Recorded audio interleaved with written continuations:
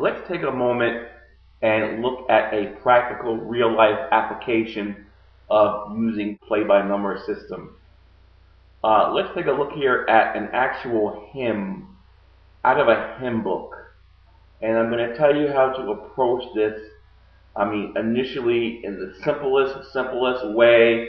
If you're just starting out and you don't want to do a lot of harmonization and you're just new to this, I'm going to tell you how to approach looking at what you see here, this written music as it appears in a hymn book.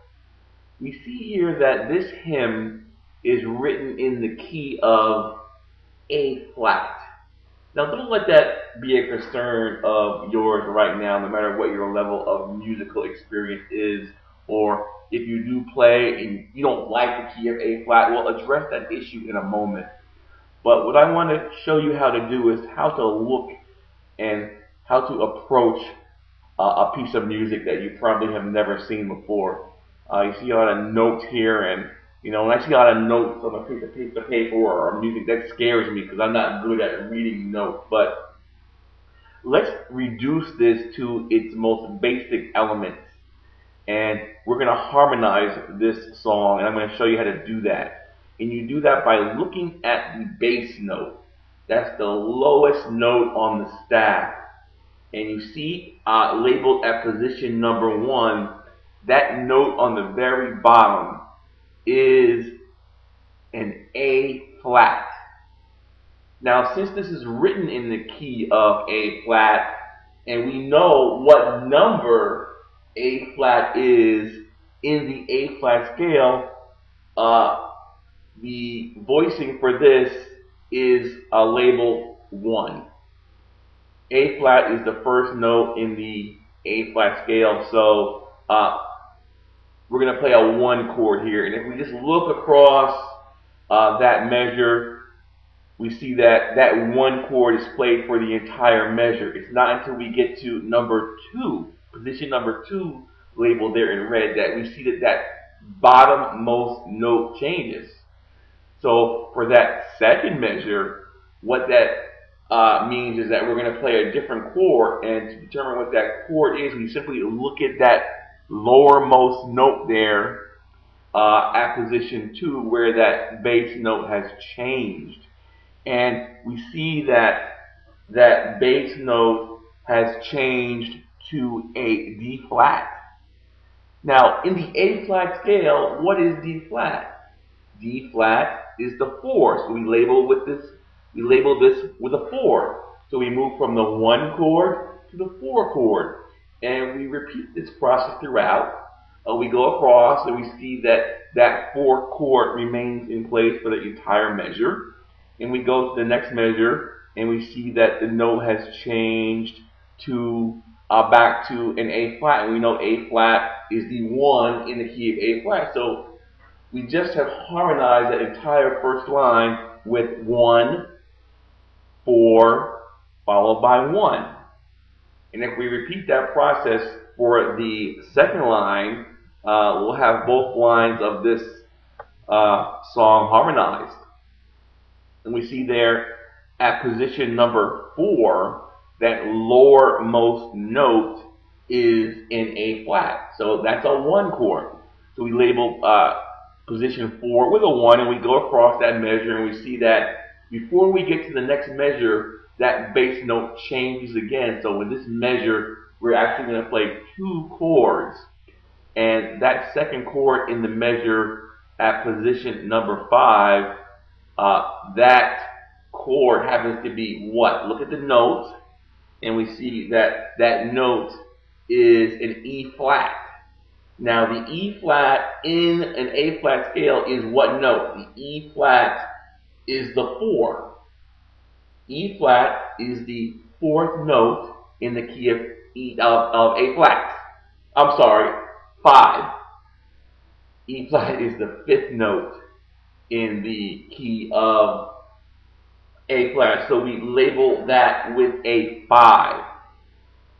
We go to the next measure and we see that the lowermost note at position number 6 is an A flat, and we label that with a 1. A flat is the first note in the key of A flat, and that A flat persists throughout that entire measure, and it's not until we get to position number 7 that we have a new note in the bass, and that note in the bass is a D flat.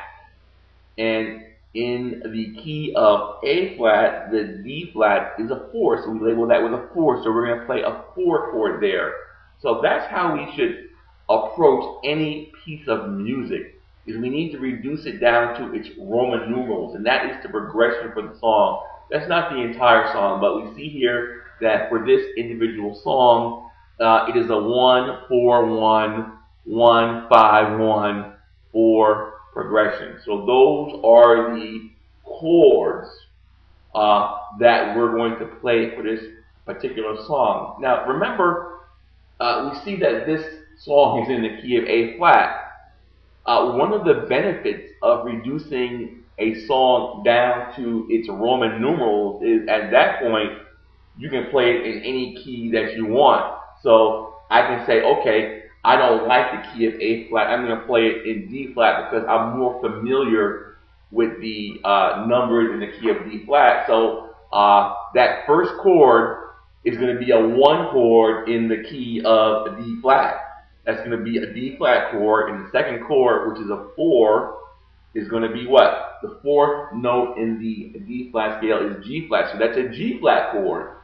And the next chord is a 1, which is D flat, and the 5 that we have at position number 5, that's going to be an A flat chord. So by reducing the song down to its Roman numbers, and you being familiar with the number system, you can now play it in your favorite key and not worry about trying to read the music or playing it in a key that you don't like.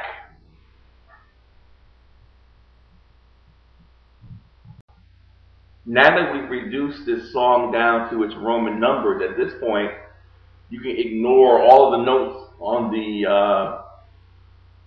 song here and just play by Roman number. In fact, you can play it in any key that you want. If you don't want to play it in the key of A flat, you can play it in the key of C. So if you were playing this in the key of C, that means if you were playing a 1 chord, the first chord would be a C chord. And the next chord in the song is a 4 chord, so in the key of C, that second chord would be an F chord. So at this point, it's pretty simple to play it in whatever key you feel comfortable with. But just as an example here, I'm going to play it in the key of D flat, even though it's written in the key of A flat. So that is going to tell you right there, I'm not even reading the music that's up there. I'm just looking at the Roman numbers, and I'm going to be able to harmonize this song.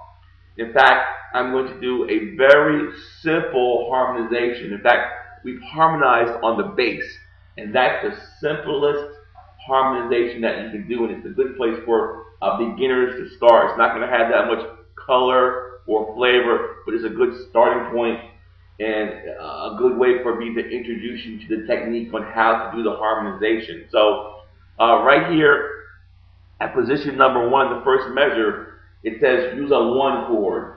So at this point, you simply open your book, you look in that chord reference volume, and you're free to pick out any one of those 1 chords. Go through them, see which ones you like, maybe some of them you don't like, but you are free to pick any one of those chords to harmonize at this point. Like I said, this course is a true adventure. I want you to get used to experimenting and trying different things, listening to different voicings. And this just happens to be the voicings that I picked. You may not like them, but this just happens to be the one that I picked. And for that 1 chord, I picked the voicing number 658, which is a major 9. I'm going to play a 1 major 9, which is a D flat major 9 for that first measure of the song. Like I said, I'm not going to do anything fancy. I'm not here to show off. I just want to show you how simple it is to use this technique to get some beautiful chords to harmonize any song. So like I said, in this first measure, I'm going to use chord number 658, which is in that first chapter on harmonizing on the 1, and that it would be a D flat major 9, and that sounds like this. Now the next chord is a 4 chord. So the 4th in the key of a D flat is what? G flat. So this is going to be a G flat chord, and the chord that I happen to pick is going to be a G flat 13th, which is chord number 316 or 315 in that same chapter on harmonizing on the one. That sounds like this. So let's get those first two measures together, just so you can just hear. These are very pretty voicings. They're not plain vanilla voicings, and I got them right out of chapter, the chapter on harmonizing on the 1 and then the 4. So let's hear the first two measures together. That's harmonizing on the 1 with the D flat major 9, and we move on to that 13. And the next measure just simply goes back to the 1, which you already know.